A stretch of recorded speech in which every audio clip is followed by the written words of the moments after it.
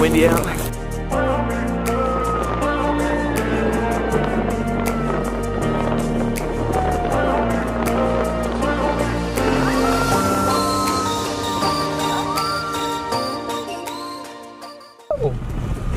Feeling pretty good, boys? Oh yeah, we're feeling good. Feeling great. Feeling great. Gotta get my life. So that's Aaron. Kale. Kale. Kale. Chris. Awesome. Cowboy Chris. Cowboy Chris. Now, I'm not sure exactly what's going to happen tonight, but nonetheless, we should be able to create a video for you, a informative video of different ways to hunt coyotes here out west, and especially in Wyoming, but you can use this all throughout the states. We are hunting a lot of open, high country, open country, a lot of sage, a lot of just open fields. Good.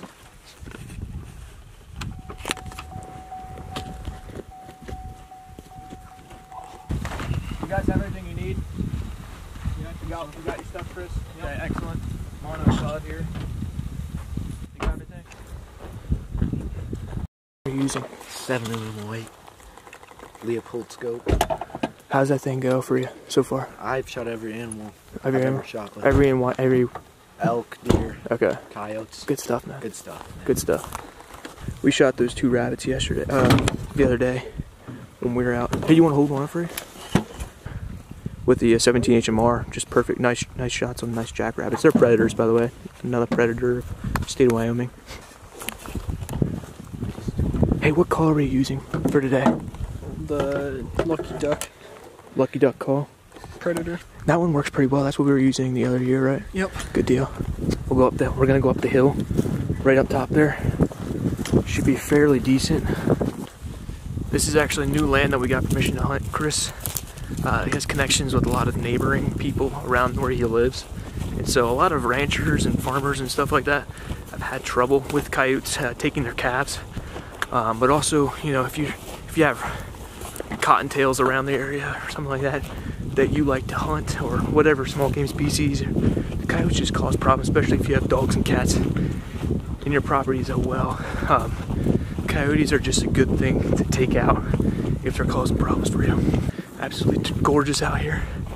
We should be alright. Something to keep in mind is we're not all dressed up in camo, which just makes it a little tough. If we're set station up on one of these near these sagebrushes, the sun will be directly in the coyote's eyes. If we lay down on one of those fence rows, we can do that. We can do that. I just know if we our backs are towards the sun, that'd be more beneficial for us.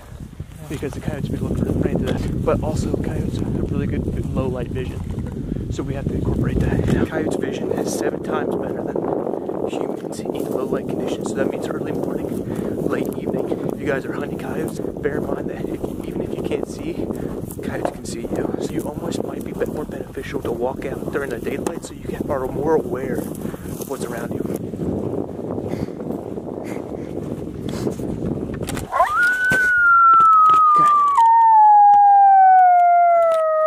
Just arrived up top.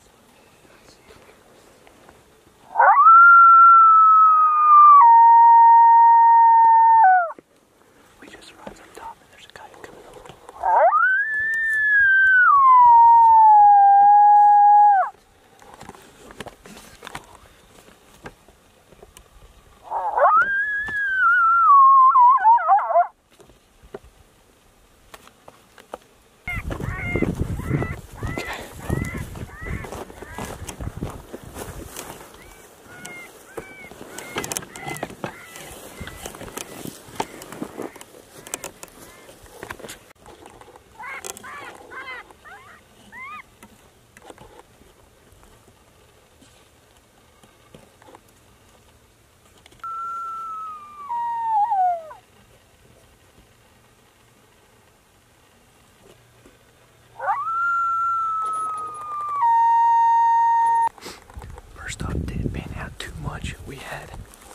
As soon as we crested over the ridge, there was a coyote in the middle of the field. I think he saw us over the crest.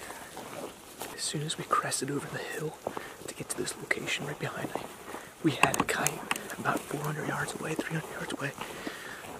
We just saw him start to walk and then immediately start running. The second we saw him, the crest that we have right behind us, right where they're walking right now. We were trying to go a little bit low, but there's no really way to avoid coming into this field without coming up for a crest. We tried to get our bodies nice and low when we were going over top, but still that wasn't enough. So what we're gonna do right now is we're gonna set up the spot right next to our truck, but on the opposite side of where our truck is. Our truck is on the hill right over there, and we're gonna go right over there on that side. There's something unique about using a call is pretty much you'll call whatever direction the call's facing. So if the call's facing, let's say north, you'll most likely call those coyotes in. But that's what Chris and his family have experienced, unless, you know, they might have had coyotes sneaking up on them and smelling them or something like that. But at least from our previous experience, that's what coyotes have done. So if you're hunting on one side of the mountain, you just go on the other side of the mountain and start calling again. Sometimes you'll bring in coyotes that way too. Right now we have about 100 yards to go until we make it to the other side to hunt. Out here in that open country, high country, sort of like out in Wyoming, you have a lot of these fences that mark off boundary lines. And so it's important to know exactly where you are when you come out here to hunt. You can use onxmaps. It's an app that has a fantastic mapping sequence. It's good up to like, what, 10 feet or something like that. It's ridiculous. But I would highly recommend that if you guys are hunting here in the backcountry where there's a lot of fence rows like that. It's phenomenal. I'll leave a link down below or something like that. Chris, do you want to call this bull? Walk on that side. Okay. We have a sweet bull. Really sweet bull. We're gonna be right over there. He's just peeking over the top to see if he sees anything. Sort of using that sage right in front of us as a blocker for our silhouette. I'm gonna go sit right in front of it.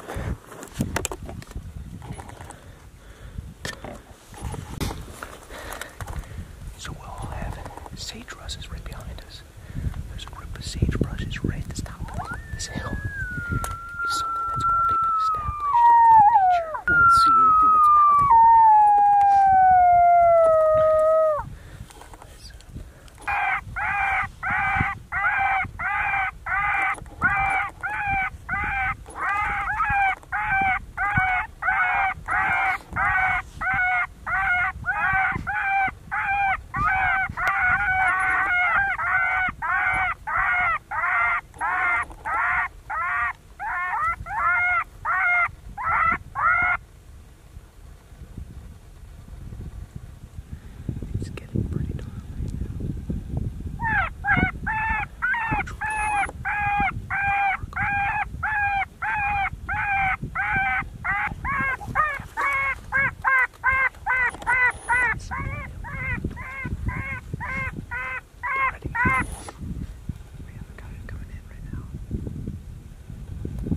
I am in here. I'm just Alright guys, so we just finished up today's hunt. We're just going to go ahead and do a recap of what the first coyote was like. I'll talk about the first one, and then Chris will talk about the second one, since he's the only person who saw the second one. But for the first coyote, we just very quickly crested over top of a hill. And essentially when we were doing that, we were going into this large, I guess you could say, open plain. But we went over, we tried to go down a little low, but I guess we didn't get quite low enough. In the second we crossed the top, we saw a coyote. I don't know if it was looking at us or what it was doing, but as soon as we got over the top, pretty much, we saw it, we went back down, set up the call, and that coyote was gone over the next ridge. We were calling for what, 20-30 minutes there? Yeah, but we didn't bring, we weren't able to bring that coyote back in to the shooting range. We decided, you know what, let's just go ahead and set up another hillside and hopefully draw another coyote in here. So when we were on the second stand and everything, what we kind of figured out was it was pretty open. Like, we were up on top and there's a lot of valleys and everything. Well, when we started calling and everything, like, it was starting to get darker and everything, so it's kind of harder to pick up animals. So I don't know, I kind of just seen this like brush, it looked like, come over the far valley and start coming down into the center of this drainage. So I like kind of picked up that we had a coyote coming in, and I was sitting there watching. I warned all the guys and everything that we had one coming up on us, and by the time that I don't know, 2-3 minutes later, he started actually sneaking up. I watched him shoot across the field, and I don't know if he caught sight of us or something, smell, so. About, what, 400 yards away? Yeah, he was about 400. Okay, so that's not bad at all. Kale, you want to talk about your Instagram and if you also do any Wyoming hunting of any sorts? Yeah, so my Instagram is Cael13, CAEL13HLLMES. Yeah, I hunt Wyoming. I've done it for all my life. I've shot an elk, 3 deer, not an antelope yet. I'm hoping to do that next year, but I like coyote hunting and fishing and all that. Wyoming's a great place, guys. All right, and my boy Aaron, you want to talk about sort of some stuff that people, if they're interested on social media, they can follow you here. So my social media on Instagram is Aaron_307. Give me a follow. Kind of just do everything.